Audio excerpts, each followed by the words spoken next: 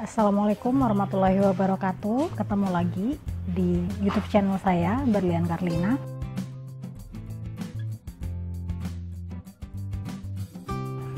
Kali ini saya mau mungkin berbagi tips atas analisa yang saya lakukan terkait dengan apa yang kita alami di pandemi virus corona pada tahun 2020 ini.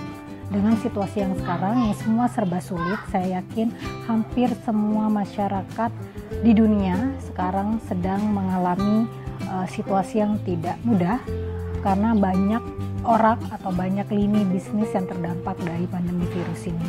Nah, di sini saya akan share apa sih kira-kira yang masih kita bisa lakukan selama pandemi virus ini dan apa bisnis yang mungkin masih bisa kita lakukan di tengah pandemi ini dan masih mempunyai potensi yang cukup tinggi untuk kita lakukan.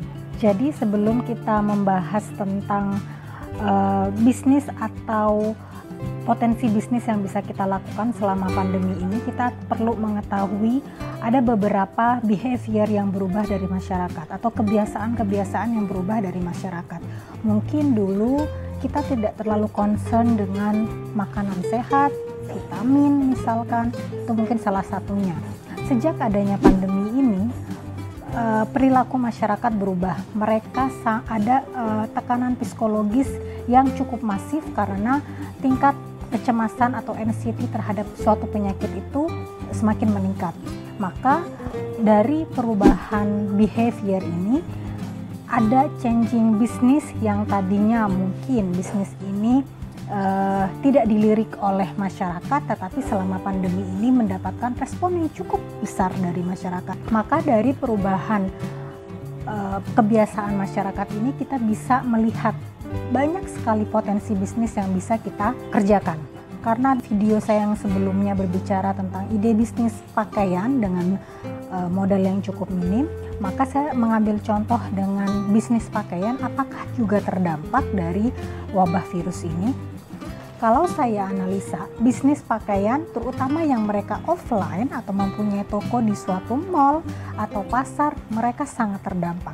Saya yakin itu tidak akan mudah bagi mereka yang mempunyai pertokoan di mall atau di pasar pusat grosir ataupun di pasar tradisional yang menjual pakaian, karena masyarakat akan mulai mengurangi berbelanja pakaian dan mereka lebih concern untuk berbelanja kebutuhan pokok.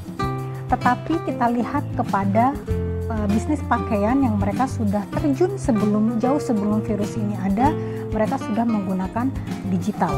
Jadi menggunakan digital platform sebagai media untuk berbisnisnya. Mungkin mereka terdampak tapi tidak banyak, artinya tidak sebanyak tidak sebanyak pedagang pakaian yang mempunyai toko di offline store.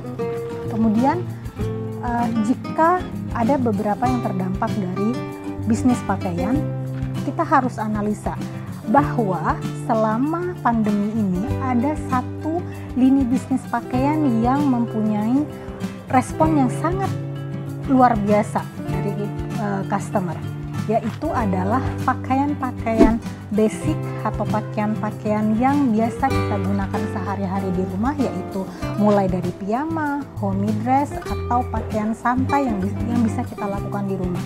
Nah, itu yang mempunyai volume yang cukup tinggi penjualannya selama masa pandemi ini. Kemudian karena adanya changing behavior, ada perubahan perilaku masyarakat, maka selain dari bisnis pakaian tersebut, ada juga bisnis seperti travel dan tour. Mereka akan terdampak mungkin setelah virus ini berakhir. Kita tidak bisa mengembalikan keadaan jauh sebelum tidak ada virus, karena itu akan membutuhkan waktu 3-4 tahun untuk memulihkan kembali keadaan menjadi kondisi yang seperti semula, mulai dari perekonomian, bisnis, atau kebiasaan-kebiasaan masyarakat. Kenapa? Karena banyak perjalanan dinas yang dilakukan oleh perkantoran, bisnis, atau perjalanan masyarakat dengan grup, mereka akan mengurangi intensitas perjalanan tersebut meskipun pandemi ini sudah berakhir. Selain itu, ada juga beberapa kebiasaan baru yang mungkin berubah, contohnya adalah pendidikan. Dunia pendidikan saat terjadinya pandemi ini juga sangat terdampak. Mereka, baik tenaga pendidik ataupun siswa, merasakan kesulitan untuk melakukan kegiatan belajar karena kita dipaksa untuk tetap di rumah tetapi harus melakukan kegiatan belajar seperti normal. Maka mereka dipaksa untuk melakukan media digital.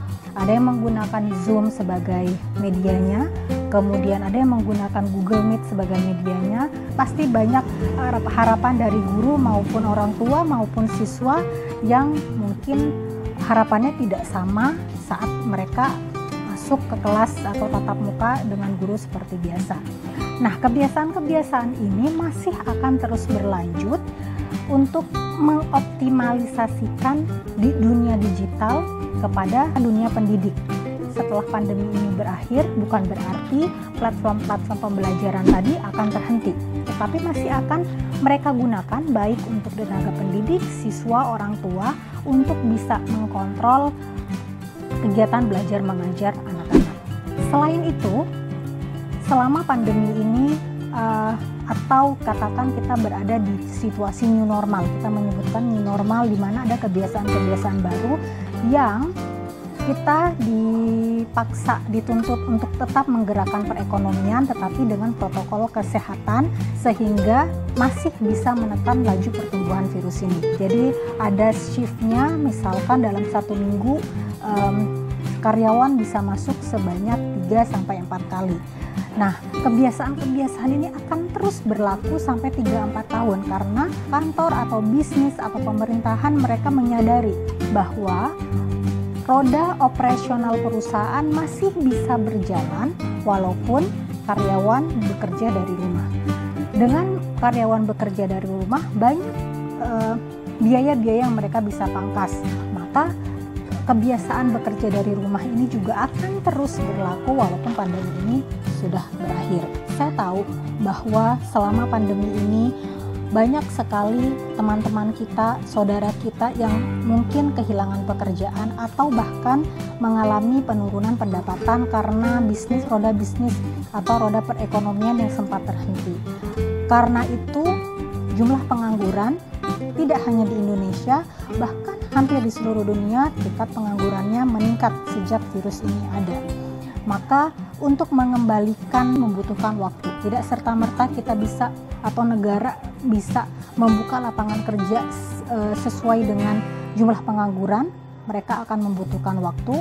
Maka dari itu, bagi mungkin teman-teman yang sangat terdampak dari pandemi ini, jika terdampak maka yuk kita bangkit bersama-sama. Apa sih bisnis atau potensi bisnis yang bisa kita lakukan sehingga kita mendapatkan pendapatan baru dari usaha baru kita.